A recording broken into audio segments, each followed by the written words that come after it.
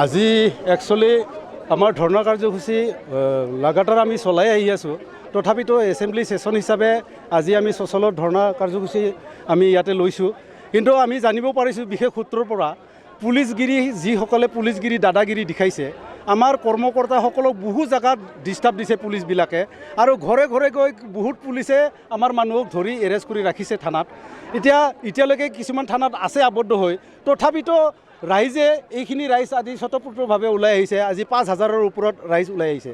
আমাৰ মূল দাবীটো হৈছে 4টা কথা হৈছে কি, মানে খিলঞ্জীয়াৰ ওপৰত যিটো ভূমি উচ্ছেদৰ নীতি, জাতিৰ নামত যিটো ভূমি উচ্ছেদৰ যিটো মানে ৰাজনীতি কৰি আছে, এইটো অনাগত দিনত অতি শীঘ্ৰে বন্ধ হ'ব লাগে। আৰু আমাৰ যিটো আমাৰ মূল্যবৃদ্ধিৰ যিটো ৰোধ, এইটো আমি ৰোধ কৰিবলৈ আমি কোৱা নাই। মূল্যবৃদ্ধি হৈ থাকিব সময়ৰ গতিত, কিন্তু আমাক মূল্যবৃদ্ধিৰ এটা ভাত্তা মান্থলি দিয়াৰ ব্যৱস্থা কৰিব লাগে বুলি আমি ডিমাণ্ড জনাইছোঁ। আৰু লগতে আজি আমি হিমমামাৰ পুলিচক অসমৰ ৰাইজৰ ওপৰত গুণ্ডাগিৰিটো কৰাটো আমি দেখা পাওঁ, কিন্তু অৰুণাচলৰ সীমাত বা নাগালেণ্ডৰ সীমাত বা মেঘালয়ৰ সীমাত অৰুণাচলীয়ে যিটো গুণ্ডাগিৰি কৰে, বা নাগালেণ্ডৰ ৰাইজে যেতিয়া গুণ্ডাগিৰি কৰে, বা মেঘালয়ৰ ৰাইজে যেতিয়া গুণ্ডাগিৰি কৰে, অসমৰ পুলিচ মেখেলাৰ তলত সোমাই থাকে। এই বস্তুটোক আমি ধিক্কাৰ জনাইছোঁ। ইয়াৰ কাৰণে আমি পুলিচগিৰি যিটো গুণ্ডাগিৰি, এইটো বন্ধ হ'ব লাগে। আৰু আমাৰ যিটো সীমা সমস্যা, এই সীমা সমস্যাটো অতি শীঘ্ৰে সমাধানৰ এটা ৰাস্তা হ'ব লাগে। ইয়াৰ কাৰণে আমি আজি সচলত ধৰ্ণা আৰম্ভ কৰিছোঁ, আৰু অনাগত দিনত আমি কৰি থাকিম। আৰু মানে 15 তাৰিখে আমাৰ তেজপুৰত আছে। তেজপুৰ এলেকাত বাটাচীপুৰত বহু খিলঞ্জীয়া মানুহক উচ্ছেদ কৰাৰ কাৰণে এটা ষড়যন্ত্ৰ চলাই আছে। ইয়াৰ কাৰণে আমি 10,000 মানুহলৈ আমি তেজপুৰত ধৰ্ণা দিবলৈ গৈ আছোঁ 15 তাৰিখে। চাওক পুলিচগিৰিয়ে কিমান দিন ধৰি ৰাখিব জনতাক। আমি দেশৰ মালিক হয়, পুলিচক আমি দৰমহা দি আছোঁ। পুলিচক কোনে বেতন দিছে? ৰাইজে দিছেনে? পুলিচে ৰাইজৰ বেতন লৈ পুলিচগিৰি আমাৰ জনতাৰ ওপৰত দেখাব। এই পুলিচ ৰাজ আমি চলিবলৈ নিদিওঁ। এইটো জনতাৰ দেশ হয়, এইটো গণতন্ত্ৰ হয়, এইটো হিটলাৰী ৰাজ নহয়। হিটলাৰী শাসন ব্যৱস্থাটোক আমি অনাগত দিনত হিমমামাক এই গাদীচ্যুত কৰিবলৈ আমি গৈ আছোঁ। दा जेसेबां समस्याखौ जों दि भटार्सफोरनि सायावसो जाबनानै होयो। समस्याखौ सलिउसन खालामनायनि कुनु माने पजिटिभ लाइन लाया बिसोरो, आरो सलिउसन खालामनायनि पजिटिभ लाइनखौ जों लागासिनो दङ। जों एभ्रि भटार्सनो मान्थलि बेतन होनायनि कानुन बानायनांगौ। अब्ला दाननाय सुनाय, सिखाव सिथुम सब खामानिया बन्द जालांगोन। फरायनाय सेंग्रा सिख्लाफोरनि खामानिया गैला, मेसिना लांजोब्बाय। दा इडुकेसन पार्सननि खामानिया जिहेतु मेसिना लांबाय, कम्पिउटारा लांबाय। दा लेबार श्रेणिनि खामानिफोरखौ जिसिपि डाम्पारा बुलडुजारा सब बोनानै लांबाय। होमबा जों बे संसाराव थानानै मा मावनानै जागोन, मा मावनानै जोङो संसार खालामगोन, गथ' गथायखौ मा रखम फरायहोगोन, बे बिराद गिदिर मोनसे समस्या। बिनि कारणे मा खालामदों, जाति डिभाइड एन्ड रुल खालामदों गभर्नमेन्टआ। डिभाइड एन्ड रुल खालामनानै बर' जातिखौ मोनसे खालामदों, माने राजबंशीखौ मोनसे खालामदों, कसारिखौ माने खरनियाखौ मोनसे एक्सट्रा आलादा खालामदों। मोनसे गन बानायदों फाथोथारा बानायनानै मोनसे फाथोथाराखौ आखाइजों सेफायनो खहस। आरो जों भटार्सफोरा मा होनना बुंदों, न' जात न' पात, भटार एक जात। जों गासै भटार्सआ खौसे जानांगौ आरो जोंनि मोन्थाइखौ जों लानांगौ। बेल'सो खामानि। जों गासैबो भटार्सनि मोजांनि थाखाय खामानि मावगासिनो दङ। তো আজি বিধানসভাৰ সত্ৰ আৰম্ভ হৈছে।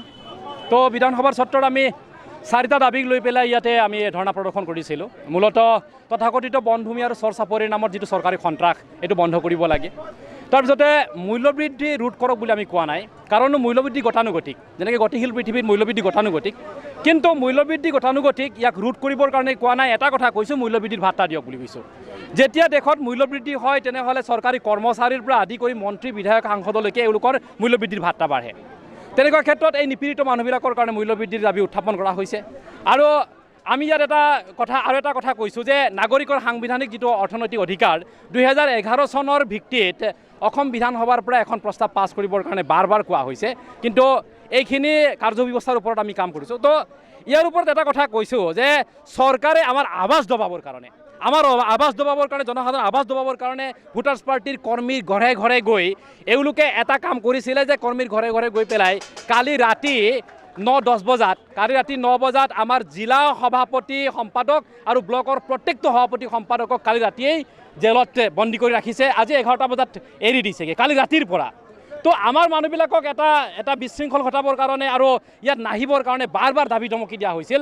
ইয়াৰ দ্বাৰা হিমন্ত বিশ্ব শৰ্মা চৰকাৰে জনসাধাৰণ যিটো আৱাজ দবাবৰ কাৰণে চিন্তা কৰিছে, সেই আৱাজ দবাবৰ কাৰণে অকণমান আগতেও যিটো আমাৰ ভিক্টৰ দাসে এটা কথা উত্থাপন কৰিছিলে, এইটো অভিযোগ উত্থাপন কৰিছে। কিন্তু এই অভিযোগ বিচাৰ কৰাৰ দায়িত্ব আৰু কৰ্তব্য চৰকাৰৰ আছিল। কিন্তু চৰকাৰে এই অভিযোগটো কি কৰিছে বিচাৰ কৰা নাই।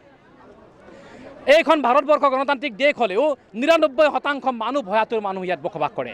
তো 1% মানুহৰহে সাহস আছে। এই সাহস থকা মানুহবিলাকো শেষ কৰি নুপুংসক এখন সমাজলৈ পৰিৱৰ্তিত কৰিবৰ কাৰণে যিটো হিমন্ত বিশ্ব শৰ্মা চৰকাৰে পন্থা লৈছে, গতিকে আমি ধিক্কাৰ দিছোঁ যে হিমন্ত বিশ্ব চৰকাৰক কৈছোঁ যে অনাগত দিনত এই সাহসী মানুহবিলাকৰ আৱাজ দবাই পেলাই যদি নুপুংসক এখন সমাজ সৃষ্টি কৰিবলৈ ওলাইছে, তাৰ কাৰণে সাৱধান থাকিবৰ কাৰণে অনুৰোধ জনাইছোঁ। অনাগত দিনত যে ভোটাৰ্ছ পাৰ্টি ইণ্টাৰনেশ্যনেলৰ কৰ্মীসকলক সুৰক্ষা দিয়াৰ দায়িত্ব এওঁলোকৰ। কালি যাৰ ঘৰত গৈছিল, যাক উঠাই নিছিল, এওঁলোকৰ থানাৰ অচিৰ বিৰুদ্ধে আমি কেছ ফাইল কৰিছোঁ। এই কেছ ফাইল দীঘলীয়া হ'ব আৰু কোনো অচি ডিচিক এছপিক এৰি দিয়া নহ'ব, তাৰ বিচাৰ কৰা হ'ব। আবদ্ধ আজিৰ আমাৰ হিচাপত আহিলে প্ৰায় 2750 জন মানুহক আবদ্ধ কৰি ৰাখিছে আজিৰ তাৰিখত। তো 2750 জন মানুহক আবদ্ধ কৰাৰ পিছত এওঁলোকে এটা কথা চিন্তা কৰিছিলে, বাকী পাৰ্টিৰ নিচিনাকেই নেতাবিলাকক বন্দী কৰিলে শেষ হ'ব বুলি ভাবিছিলে। কিন্তু এইটো ভোটাৰ পাৰ্টি হয়, নেতাৰ পাৰ্টি নহয়। নেতাক বন্দী কৰিলেও ভোটাৰে অট'মেটিক ইয়াত আহিব। আৰু চৰকাৰে এটা কথা জানে, চেল্ফি মামাই এটা কথা জানে, বাকী দল সংগঠনবিলাকে চৰকাৰৰ হাতত ধৰিব, ভৰিত ধৰিব, কিন্তু ভোটাৰ্ছ পাৰ্টিয়ে চৰকাৰৰ ডাইৰেক্ট ডিঙিত ধৰিব। সেই কথাটো জানে। অনাগত দিনত ডিঙিত ধৰিছোঁ আৰু ডিঙিত ধৰিম। আৰু এইও এটা কথা কৈছোঁ যে ইয়াৰ পৰা বাচিব পাৰিলে বাচিবি, নহ'লে খতম। আমি বহুত বছৰ সংগ্ৰাম কৰি দেশত সংগ্ৰাম কৰি ফুড ছিকিউৰিটি বিল বনাবৰ কাৰণে সামৰ্থ্যৱান কৰিছিলোঁ। কংগ্ৰেছ চৰকাৰে ফুড ছিকিউৰিটি বিল বনাইছিলে। কিন্তু বৰ্তমান তাৰিখত এই ফুড ছিকিউৰিটি বিল বিজেপি চৰকাৰে বিনামূলীয়া কৰি পেলাই জনসাধাৰণক কি কৰিছে, জনসাধাৰণকে প্লাষ্টিকৰ চাউল দি আছে। আপোনালোকে চাওক, এইটো প্লাষ্টিকৰ চাউল হয়। সেই প্লাষ্টিকৰ চাউল 5 কেজিত নাই বুলি এপোৱামান প্লাষ্টিকৰ চাউল ওলায়। আমি জনসাধাৰণক আহ্বান জনাইছোঁ, আপোনালোকে চাউলটো বাছোঁতে চাব যে এইটো চাউলটো অকণমান মোটা হয়, এইটো নাভাঙে, প্লাষ্টিকৰ চাউল দিয়ে। এই চাউলটো যদি যিসকল মানুহে খাইছে তেনেহ'লে নিশ্চিত ৰূপত এওঁলোকৰ বেমাৰ হ'ব, কেঞ্চাৰ বেমাৰ হ'ব, বেলেগ নহয়। এইকাৰণে কেঞ্চাৰ হস্পিটেল পাতি আছে। দুখীয়া মানুহক ফ্ৰীত চাউল দিছোঁ বুলি কেঞ্চাৰ বেমাৰ সৃষ্টি কৰাইছে। প্ৰত্যেক 5 কেজি চাউলত আপুনি যদি ভালকৈ বাচে, এপোৱা প্লাষ্টিক চাউল সন্নিৱিষ্ট কৰিছে। গতিকে এনেকৈ মৰাত্মক কামৰ পৰা আঁতৰি থাকিবৰ কাৰণে চৰকাৰক আহ্বান জনাইছোঁ। যদি আঁতৰি নাথাকে তেনেহ'লে তাৰ পৰিণাম কিন্তু ভীষণ হ'ব। কেতিয়াবা কোৱা শুনা পায়, যিটো ভিটামিন চাউল বুলি কোৱা শুনা পায় কিছুমান যিটো কৰ্মচাৰীৰ মুখৰ পৰা, কি কয়? দুৰ্ভাগ্যজনক বিষয়। আজি বিজ্ঞান আৰু প্ৰযুক্তিবিদ্যাৰ যুগত ভিটামিনৰ বহুত ধৰণৰ কোৱালিটি আছে। চাউলত কি ব্যৱস্থা আহিব লগা হ'ল যে ভিটামিন দিব লগা হ'ল? প্লাষ্টিকৰ চাউলত ভিটামিন আহে নেকি? কোনে ক'লে? যিসকলে কৈছে এওঁলোক মূৰ্খ হয়। আমাৰ মুখৰ পৰা ওলাওক বুলি ভাবা নাই, কিন্তু নিজৰ কৰ্মই স্বীকৃতি দিছে যে এইটো চাওক, আপোনালোকে ভালকৈ চাওক, এইটো প্লাষ্টিকৰ চাউল হয়। প্ৰতি 5 কেজিৰ এপোৱা ওলাব।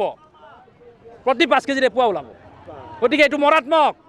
এইকাৰণে দুখীয়া মানুহবিলাক কেনেকৈ বাচিব? সেইকাৰণে ইয়াত বাৰ বাৰ কোৱাও হৈছে যে মূল্যবৃদ্ধি জনসংখ্যা ৰোধৰ ঘৃণনীয় সূত্ৰ।